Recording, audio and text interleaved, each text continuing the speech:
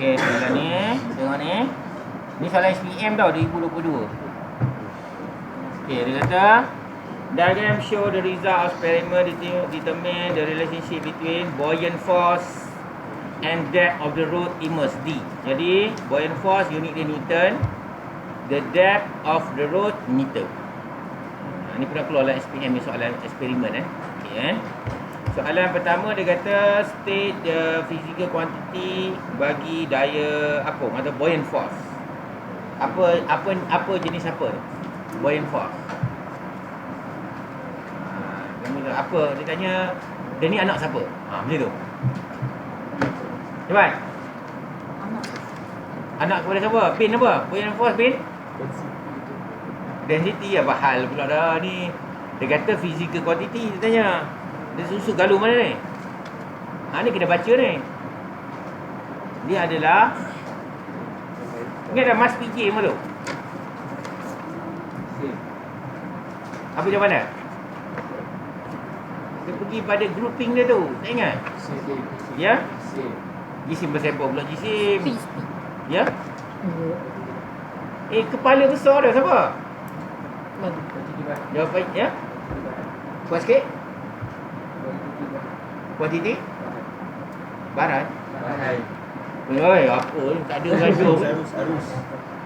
Itu salah lah. Speed. Jawapannya adalah derived quantity. Water. Alah, kamu ni pun leceh Derived, dia ada dua lah. Quantity base quantity, derived quantity. Atau boleh jawab vector quantity. Itu je soalan dia. Vector derived, dia anak siapa? Derived quantity. Vector quantity ada direction. Kita dah jual itu. Ni force. Boleh? Boleh tak? Derived terbitan. Itu terbitan. Okey, dia kata tandakan right bagi pemboleh ubah manipulated variable. Mana satu manipulated variable ni? Kedalaman. Ya, kedalaman road. The road immersed. Ni jangan tak jawab Tak tahu pun tembak sajalah. Sebab apa? Boleh tanda right mana-mana kamu suka. Soalan objektif dalam situ. Jadi kita jawapan bawah tu sebab maxis. Manipulated variable pada paksi X. Boleh? Kita kena ingat lah. Boleh buat ni. Soalan? Tak ada?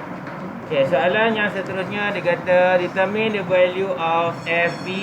Dah bagi habis dulu 0.07 show on the graph on how to determine the ni lah.